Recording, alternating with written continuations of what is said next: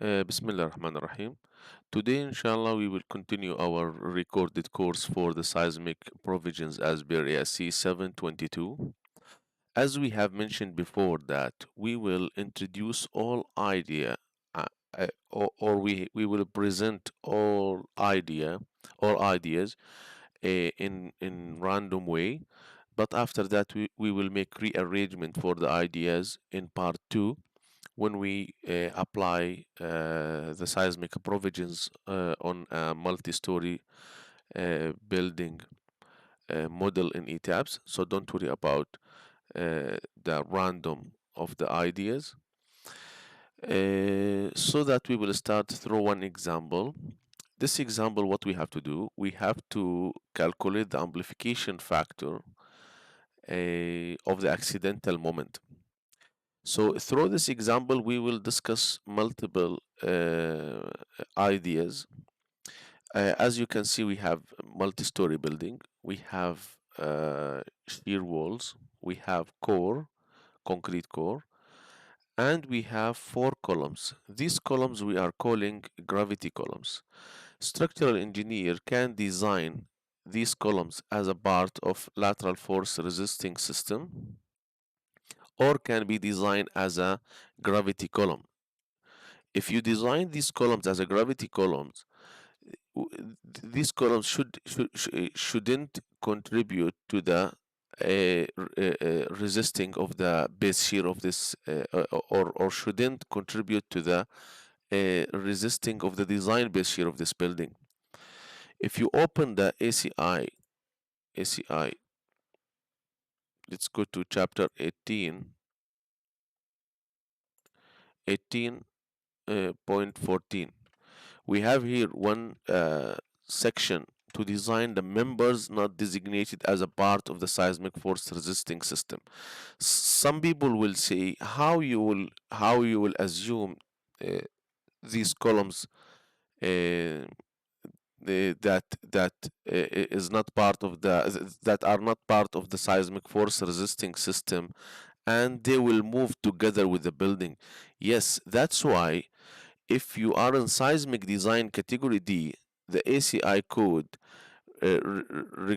requires to check or to do something we are calling compatibility check. Compatibility check, you have to make sure that these columns can resist the additional internal forces during the seismic effect or because of the seismic displacement, or ACI gives you other option to use the detailing requirements for the special elements for these columns. But finally, if you select your structural system, you have to satisfy full requirements. For example, if in this building you need to use shear wall system, so all seismic base shear should be resisted by the shear wall only, and these 4 columns should be excluded. How you can exclude? You can release these columns in the mathematical model or in the structural model in ETAP, or you can reduce the stiffness modifier. In all cases, we are doing 2 models. The first model for the seismic design, to design these shear walls after excluding these columns, and other model, we should introduce the stiffness of these columns because we have also unbalanced moment due to gravity. So normally we are doing 2 models in this case: one to design the structural system for the seismic force after reducing the stiffness of these columns, and another one to keep the stiffness modifier as per the code for these columns and for all other elements. But in second model, we are interested about the gravity design for these columns, because for gravity design you cannot release the moment also because you have unbalanced moment above these columns.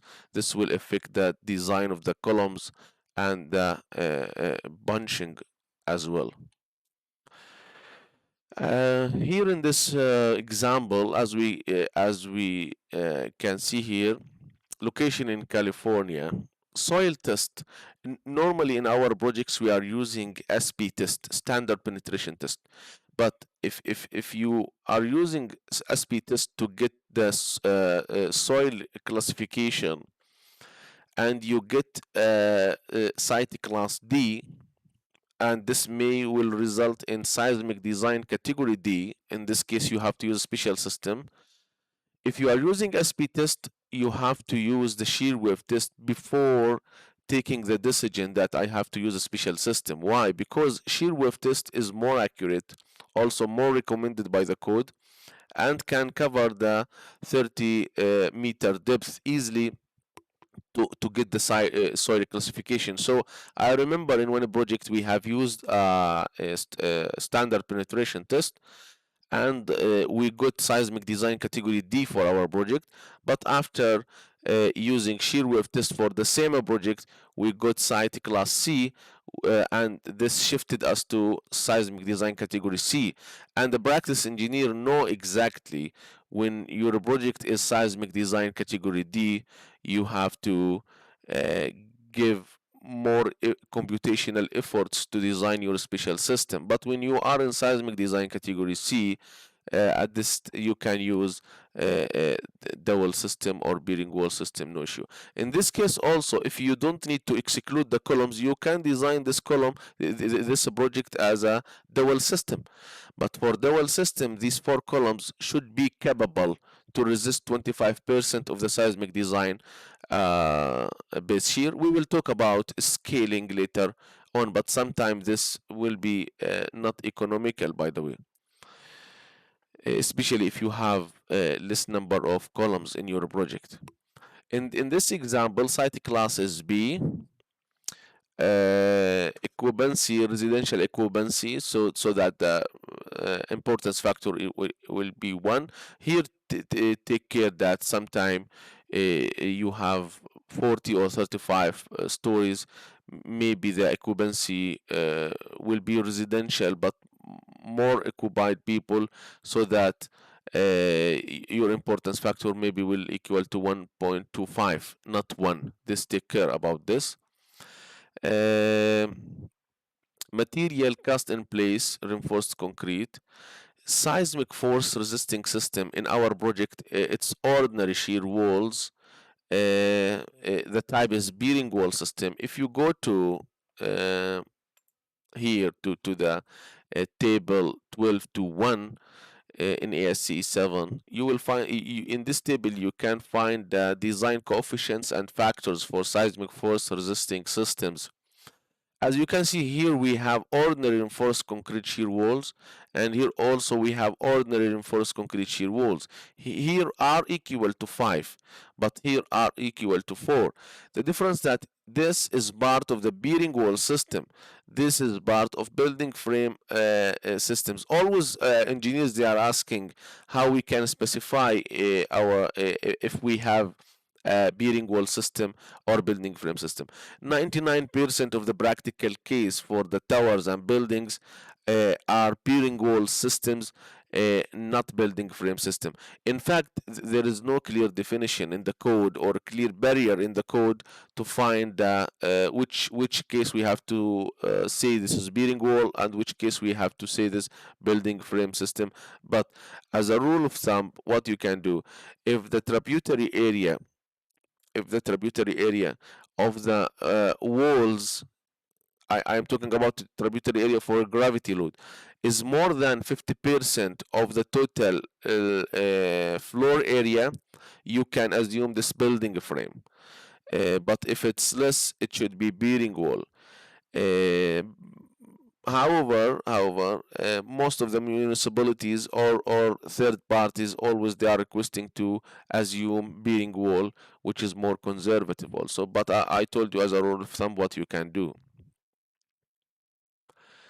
A gravity system, always you have to specify seismic or lateral force resisting system and gravity system.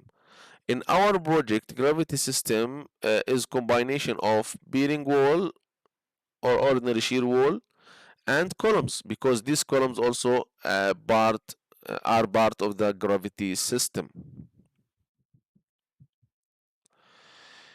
Um, Concrete strength in our project is 55 megapascal. I need also to give hint here that when you specify, people always they are asking how we specify the FC prime or minimum FC prime of our project. By the way, this is only side hint. If you go to ACI chapter 19, section 19.2, here specified compressive strength.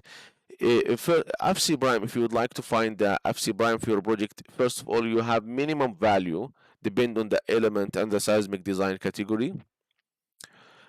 For example, here special structural walls with a steel grade 690 reinforcement. This is the yield strength is 35. You cannot assume lesser value for the FC prime. So you have minimum value. Also, you have durability requirement. As per the durability, sometimes you have severe exposure from the environment, and the ACI give you some details about the sulfate. If you are in contact with water, if you have corrosion, yeah, corrosion risk in your project. So durability requirement also uh, can help you to find the minimum of C prime. Also the structural strength.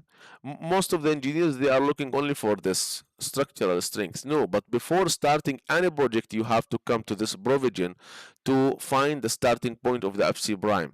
After that you will find the a suitable FC prime for the structural strength. Also here you have some minimum FC prime in case of lightweight concrete.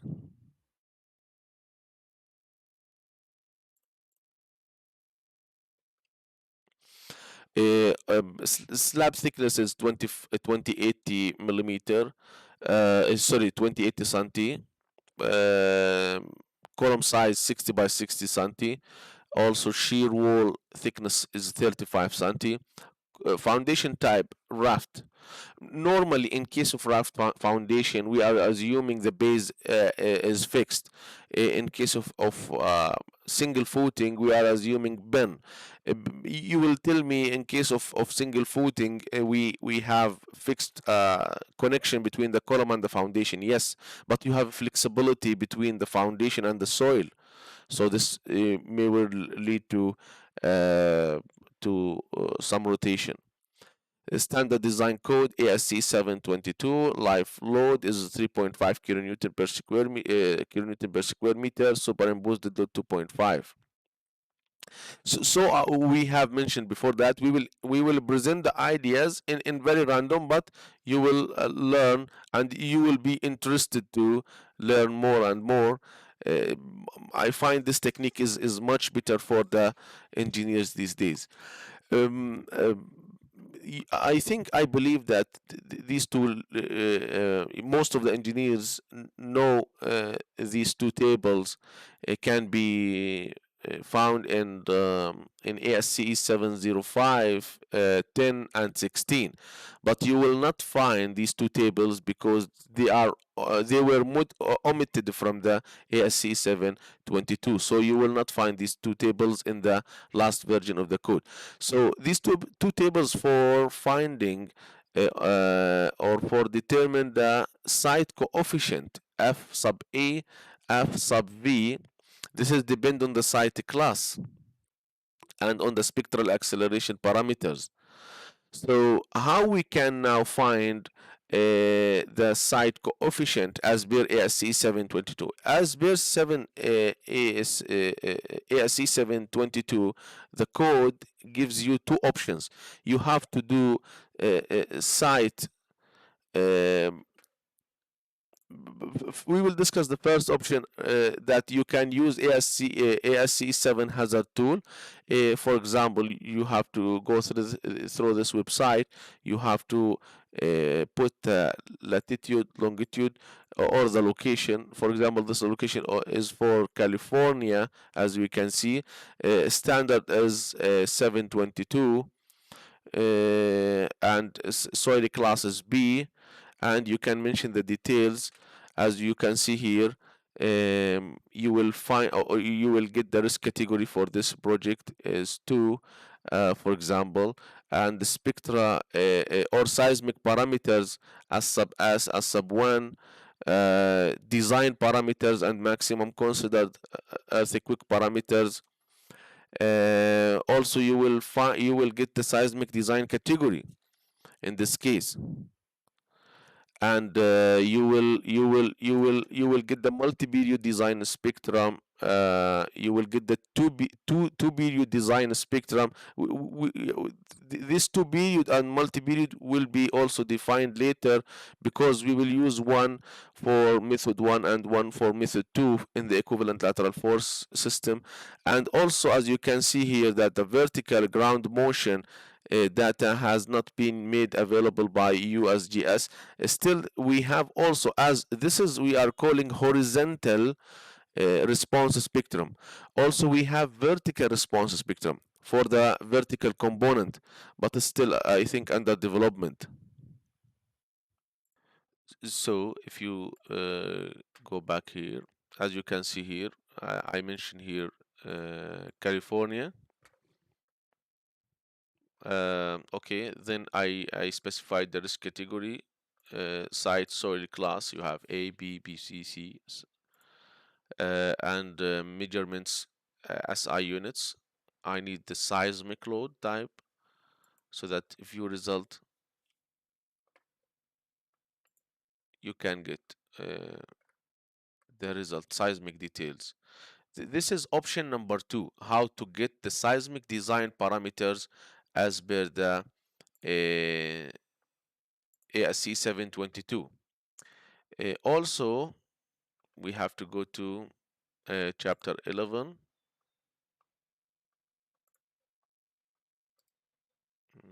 We have to rotate this. Okay.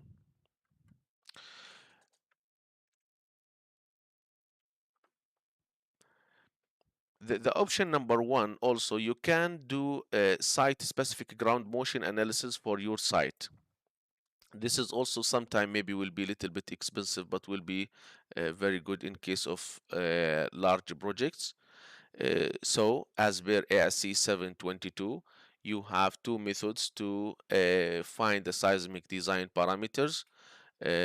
First one to do site specific ground motion, and second one is to use the USGS design um,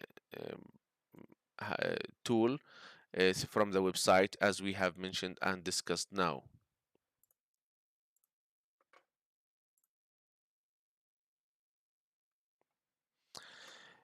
Also, this table 23.1, this is for site classification as per the site class. In this table can be found in ASCE 716. As you can see, in ASCE 716, we have three methods to find the site class. Shear wave test, standard penetration test, and undrained shear strength. We have here three methods.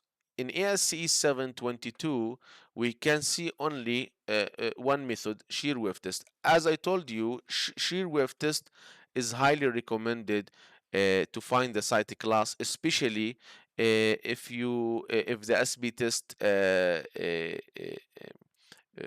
resulted in a seismic design category D. So instead of using too much computational efforts to design the special systems, you have to do shear wave test to make sure that your project really need special systems, special shear walls or special moment resisting frame. So, but if you read here carefully, what you will find that shear wave test measured or estimated. Measured, this is measured directly from the site using the shear wave test. Estimated, you can use standard penetration test. You can use standard penetration test, and you can calculate the corresponding value for shear wave test using some equations or empirical equations, so that if you go to the commentary 20 to 1 in ASCE 722, you will find that you can do standard penetration test, but you have to convert this value to corresponding value of shear wave test. Then you can enter this table to find the site classification. As you can see here, if the shear velocity is 1,200 foot per second as per ASCE 716, the site class will be C. But the same value in ASCE 722 will give you site class CD. Also, as you can see here, we have a new site classes. Here we have BC, CD, DE, but in ASCE 716, we have only limited number of site classes. Also, these site classes, where you will find or this will affect the vertical component. If you go to 11.9 vertical ground motions for seismic design, also we will talk about this in details later on. Now only we are only, yeah, making general discussion. If you look to the table 1191, values of vertical coefficient CV, as you can see here, we have site PC, site CD, DE. So in new site classes addressed also in this or in new site classes have been addressed in this table as shown in this page. So now we have shear wave test values only, not uh, not as per ASCE 716. It can be measured or estimated, as we have discussed. We have also new site classes, and as you can see here, the site class for the same value is different between ASCE 716 and ASCE 722. Okay. We have discussed also before that in the part 0 that we have in part 2 full model in ETAPS, and we will apply the seismic design provisions, but here only we are discussing this example as a general overview.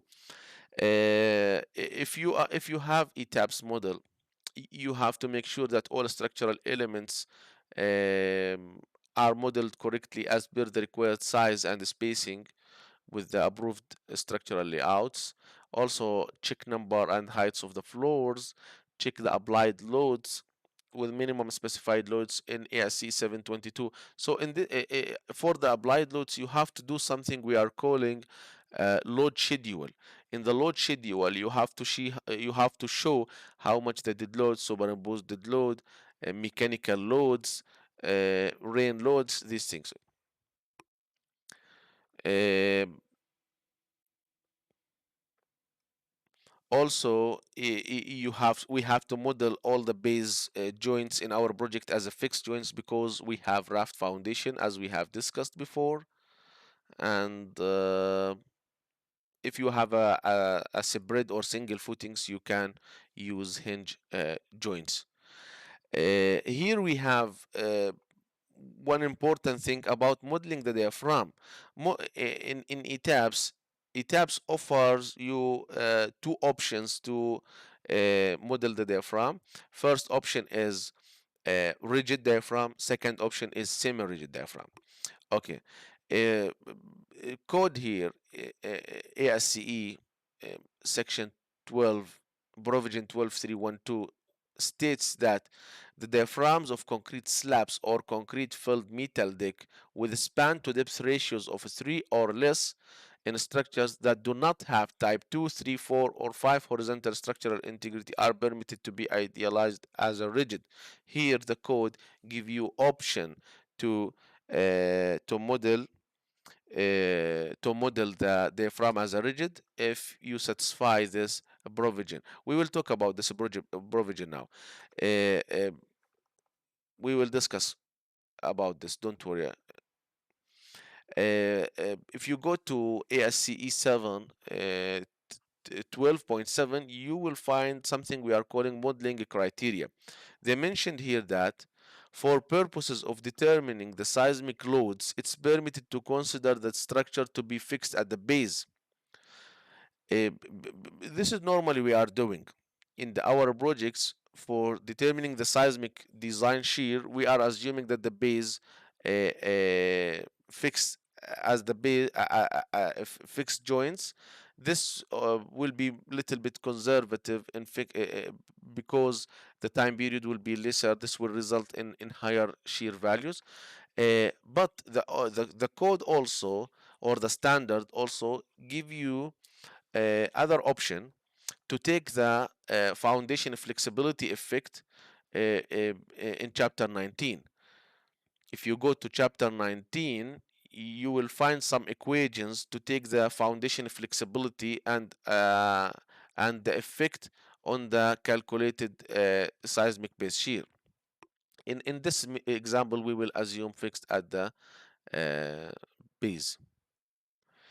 Okay, you can see this 12312, 12312. This is in ASCE 722. This is in ASCE 716. Now in ASCE 722, this we talked about this here. What they mentioned here, they mentioned that if the span to depth ratio in your project is in your layout is less than 3, and your building uh, don't have a type or don't يعني irregularities, horizontal irregularities type 2, 3, 4 or 5 not exist in your layout, you can assume rigid diaphragm. Okay, what is the type 2? Type 2 is re-entrant corner. If you have some corners, uh, for example, if this corner something seem like that, I'm sorry about this. If this is, for example, not exist, so you have some re-entrant with a certain dimension, so we are calling this type 2. So in our project, type 2 is not does not exist. Type 3, also type 3 here, as you can see, this is diaphragm discontinuity. If you have large openings in your project, we will talk about this also. Type 4, if you have out of a plane offset irregularity, out of a plane, if you can see this wall in the ground floor, but when we go to the upper floor, as you can see, we have offset. This is, we are calling the out of plane offset irregularity. So also we don't have in our project. Type 5, non-parallel system irregularity. So in our project, we don't have any type of these irregularities, so that now only we have to check span to depth ratio. If less than 3, we can assume rigid diaphragm. Okay, so what is the difference between the ASCE 722 and ASCE 716? As per the ASCE 716, this provision, you can assume rigid diaphragm if you do not have any horizontal irregularities. So any horizontal irregularities in your project will lead that you cannot assume rigid diaphragm. But in ASCE 722, if you don't have only type 2, 3, 4, 5, so if your structure is torsionally irregular, but you don't have 2, 3, 4, 5 horizontal irregularities, you can assume rigid diaphragm. This is very important, by the way, because most of the projects have torsional irregularity. So now in our project, we say that we don't have type 2, 3, 4, 5, but now we have to satisfy span to depth ratio. Okay, how to measure span to depth ratio? First of all, if you would like to measure the span to depth ratio, you see these columns. This is, we said before that these columns are gravity columns, not part of the seismic force resisting system. So you have to delete these columns. Delete not from the model. I'm talking delete only when you calculate the span to depth ratio. Now, if the seismic force in this direction along Y, we can see this wall will resist the force, this wall also, this wall, also this wall, also this wall, because other walls we will assume that the out of plane stiffness is very small, so will not contribute to resisting the seismic force. So the distance between these walls, this is we are calling span. This is span here opening, so this is span. Okay, so if this is a span, this direction is depth. So span divide the depth is less than 3.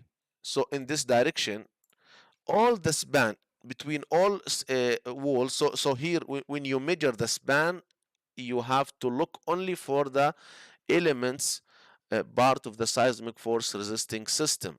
Don't look for the elements that we have considered them as a gravity columns. So this is the span, should be divided by the depth, so definitely it's less than 3. Also we have to check other place, but it's the same. So if the force from or along the x-axis from the left to the right, this wall will resist the lateral force, and this wall and this wall, so this will be the span between this wall and this wall. And also if you will consider that this wall also with this wall also will resist the force, so also will be this span divided by the depth from up or from down here the same. So in our project, in both directions we have that span to depth ratio is less than 3. So we can assume rigid diaphragm.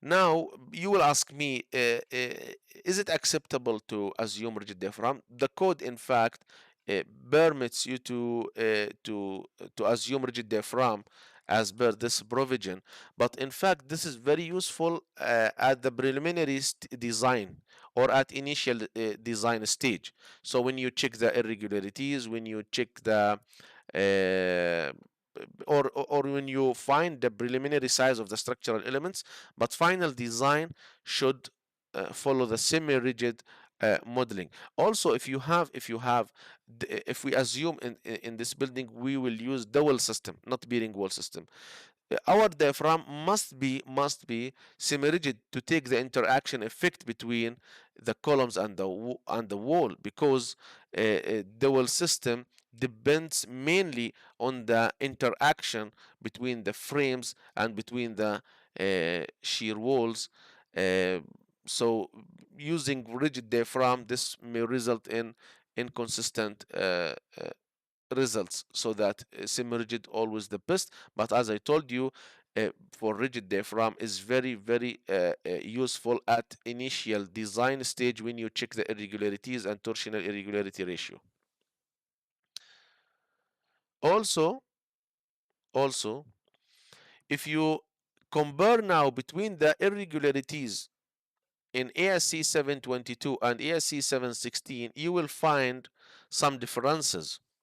If you go to the code here, you see this bar. This bar mean that we have some changes in this table. This is, by the way, in ASCE 722, and you can see this table 1231, this table, and this 1231. So this, if you will compare between this table and this table, you will find some differences. So this bar will help you always to capture the updated provisions. One of the most important, I will not say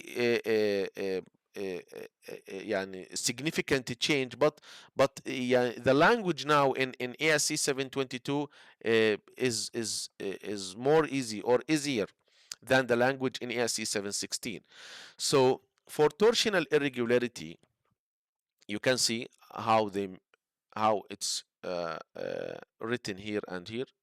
We have some differences in ASC 722. Now if you would like to check the torsional irregularity in your structure, and this one of the main checks that you have to do at initial design stage, the code now gives you two methods.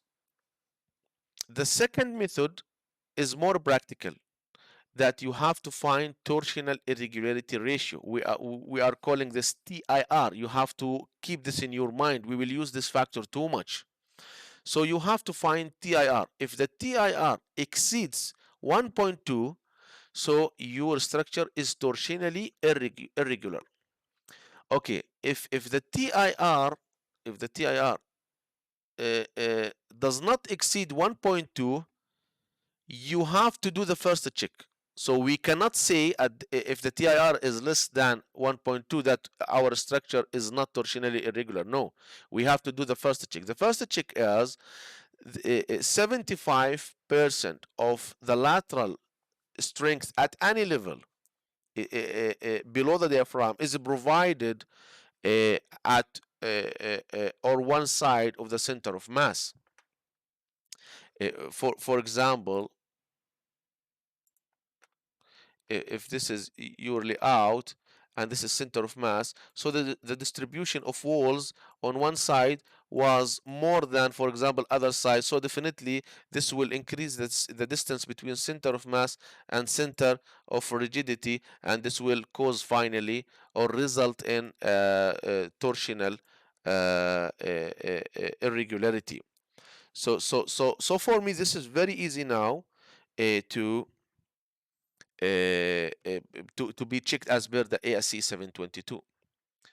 And if you would like to check the 75% of the lateral strength for the first check, you have to look only for the seismic resisting elements.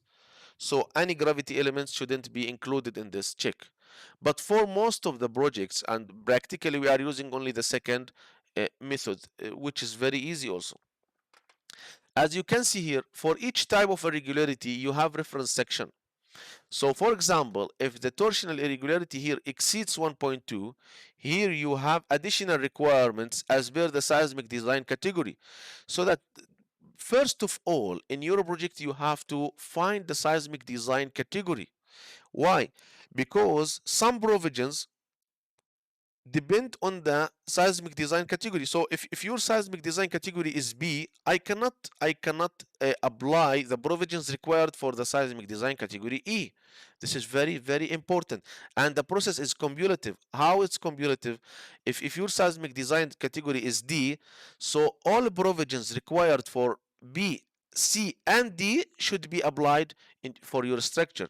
If your seismic design category is E, so all the requirements for B, C, D, E should be applied. So you have to keep this in your mind. So if you have a certain type of irregularity, you have to look to the seismic design category. As per this, you have to look to the additional requirements in the code. This is very, very, very important.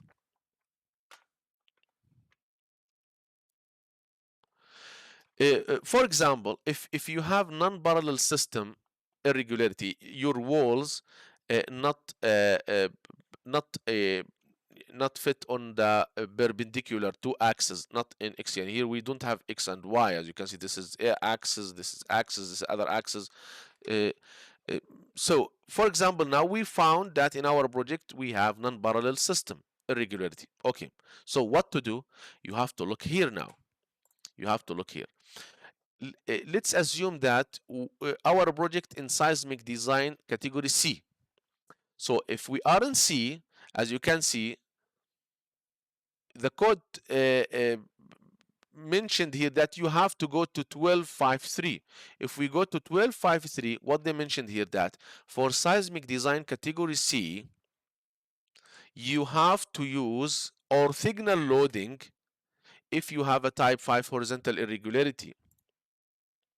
Orthogonal loading mean that we have to apply, for example, E along X and 30% of Y, and also X in minus, this in plus, so around 16 and 16 case. We will talk about 16 cases. We will talk about this also. And we have to apply the accidental torsion only for the major direction. No need to apply along the both directions. so that this is what I need to be understood clearly. If you have a certain type of irregularity, you have to look to the seismic design category. After that, you have to see the additional requirements. For example, you are in seismic design category D. If you are in D, you have to see 12.5.3 plus 12.5.4 plus 12.7.3, because D is available for all these. So if we take a look for 12.54 here, what they mentioned that they mentioned which cases that you can use independent directional loading, and which cases you have to use the uh, horizontal sorry orthogonal loading. I will give more hints in this. 12.5.3, if we go to 12.5 directional loading, as you can see here. For example, if your structure seismic design category, if your structure B, so you can apply the loading independently in each direction. And if this is structure in the seismic design category B, no problem, you have non-parallel system irregularity, but you can apply the loading independently in X separate and in Y separate. Okay, if you are in C, no, in C, the code or the standard required orthogonal loading if you have type 5 irregularity. Okay, if you are in D, as you can see, if you have type 1 horizontal irregularity, you have to apply the orthogonal loading, as you can see. So as the seismic design category is going higher, the code gives more requirements.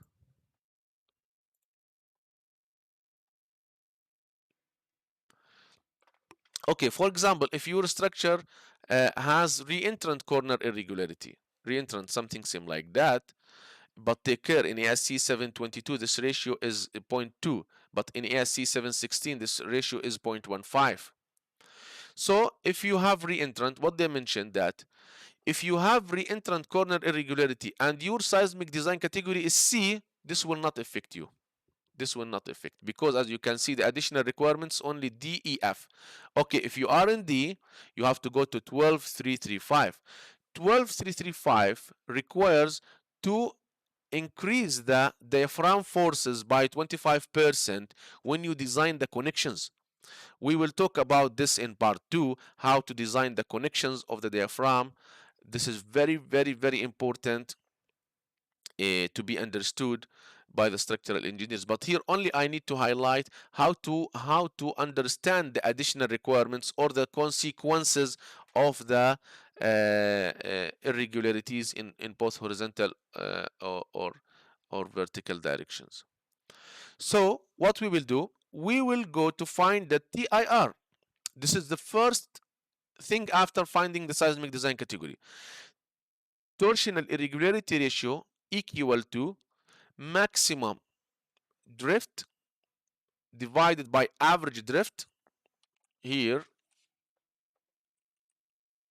this is the maximum drift at the edge of your structure, not at the center of mass.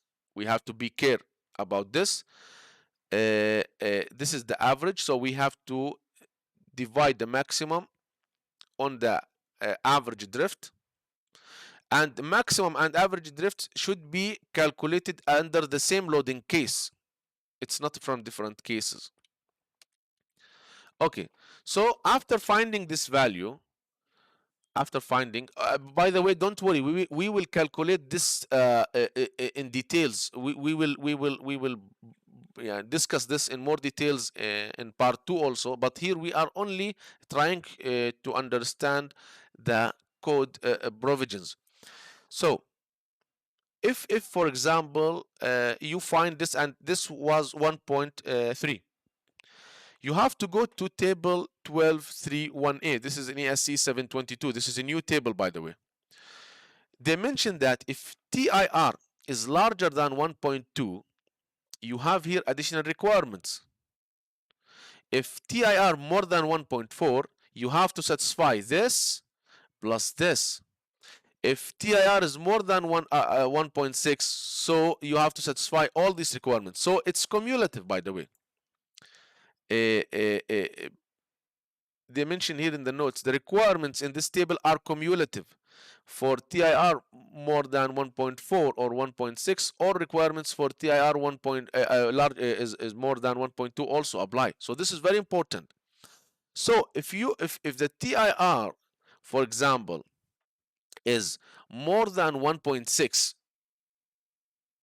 and this is easy to occur in the practical projects, by the way, so you cannot apply the accidental torsion using the dynamic approach.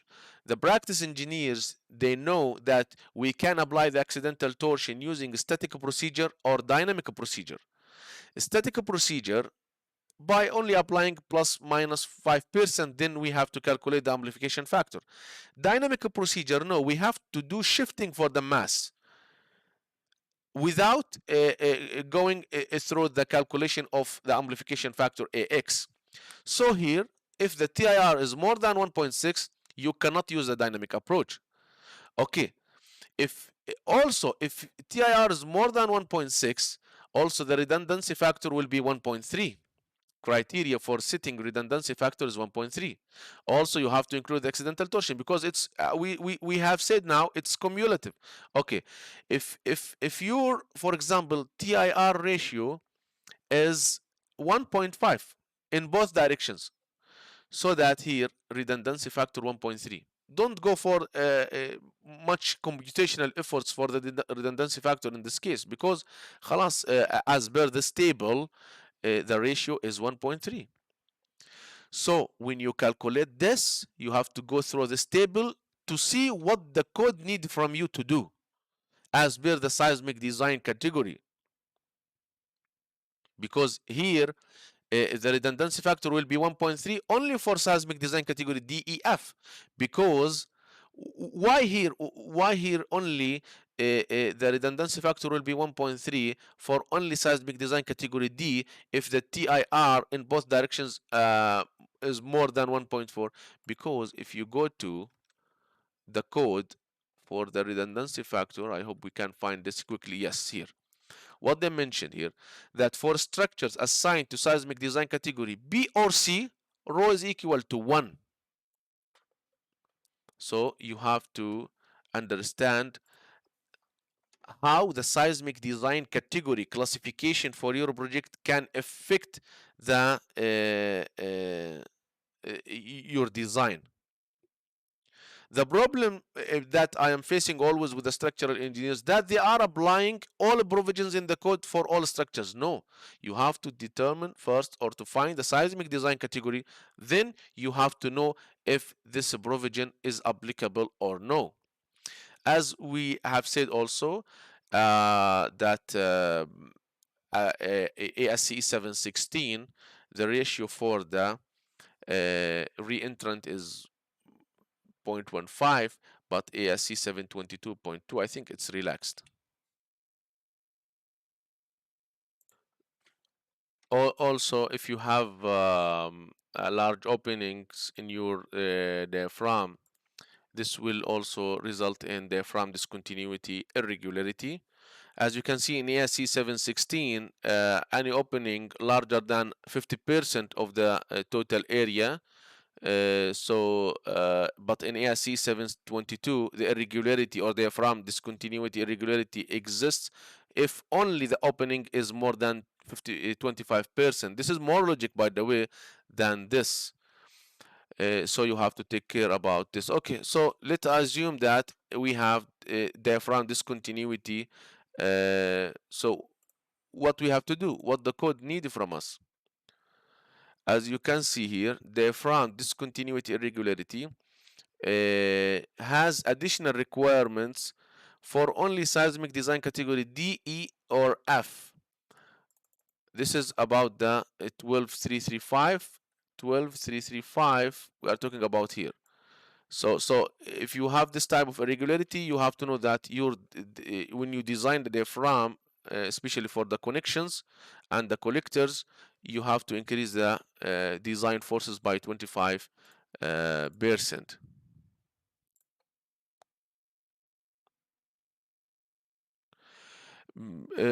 Also, about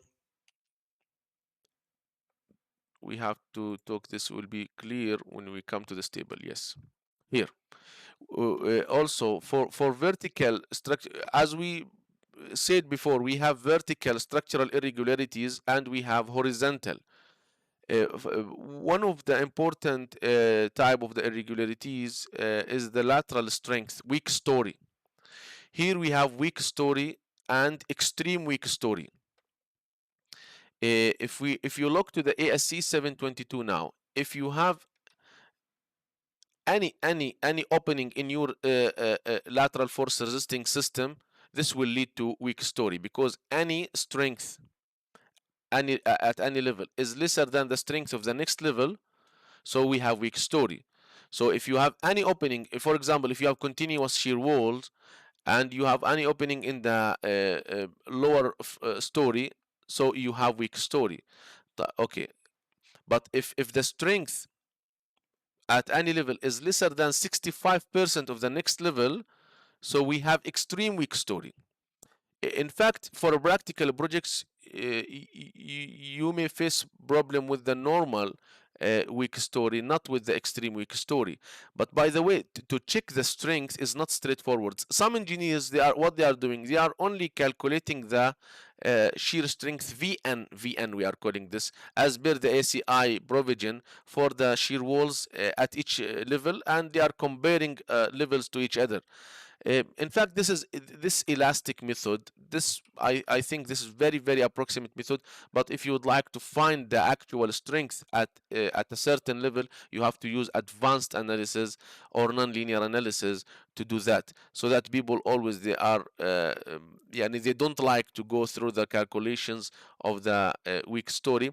But I need you to know that you have additional requirements for seismic design category E and F. And for example, if your seismic design category is D, and you have weak story irregularity, don't think about that, because weak story irregularity can occur at any level if you have any small opening, by the way, because as you can see in ASCE 722, if the strength at at a certain level is less than the strength of the next level, but in ASCE 716, the strength if the strength is less than 80% of the next level strength. uh, so I think, yeah, in ASCE 722 now it is more difficult. Um, uh, Before in ASCE 716 you have a margin 20%, but now you don't have a margin. But I need you to know, as I told you, that you have to think about that if you have seismic design category E and F. But if you have extreme weak story, you have additional requirements, even though for B and C and D. So for extreme, you have to be worried.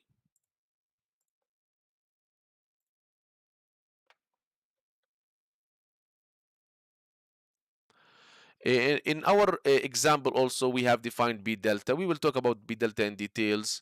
Define mass source also. We will talk about the seismic weight also.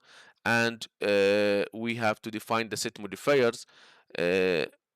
Set modifiers, this is stiffness modifier, what I mean. For slabs, normally we are using 0.25. For the ultimate model, you have to know that when you design a structure, you cannot do everything in one model. For example, you have one model for outrigger, you have one model for the temperature load, you have one model for gravity elements, you have one model for transfer elements. So sometimes we submit maybe, for example, 6 or 7 models for the same structure. Each model has a specific point to be designed, so you have to know. So for slabs in the ultimate, also when you check the drift for the wind, the set modifiers stiffness are different than the drift under the seismic load. So slabs in the ultimate model, we are using set modifiers 0.25 for in plane out of plane stiffness. But for example, if you need to check the temperature, normally we are keeping out of plane stiffness 1, but in plane stiffness 0.5. When you design the diaphragm for the seismic loads, normally we are using 0.35 instead of 0.25. So you have to understand this. For gravity elements, when you need to design the lateral force resisting system, gravity elements, this set modifier should be 0.001. So the stiffness of the gravity elements will not contribute to resist the lateral seismic force. But when you design the gravity elements under the gravity loads, this set modifier should be 0.7. So you have to understand this. For concrete walls, shear walls, or bearing walls, um, normally, as per the CSI recommendations, out of a plane and in a plane stiffness 0.7 for any cracked. So first trial, we have to assume the stiffness modifier is 0.7. Then we have to do run for the ETABS model. Then we have to check the stresses for the walls under the ultimate, not the service, load combinations. If we exceeded the modulus of ruptures, we have to do the analysis again using the 0.35 set modifiers instead of 0.7. So this will affect the drift, by the way. Some engineers, they prefer to reduce the out of plane stiffness because before we have said that the walls for the manual calculations don't resist the lateral loads along the weak axis. So some people, they are using 0.001 for the out plane stiffness, but practically we prefer to do this, to assume 0.7.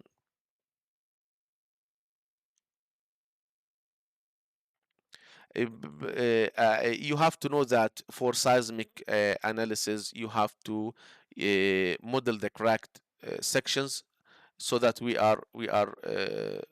here we input the set modifier or stiffness modifiers. Also, when you check the drift for the seismic, also you have to use the ultimate model, not the service model. I think for today it's enough. Next lecture, we will talk about how to determine the seismic design category for your structure. And because we have seen now that the seismic design category is very, very important to know which provisions should be applied to my structure and which provisions shouldn't be applied, to avoid any wasting of efforts and time. I hope this lecture will be useful for all. Thank you very much.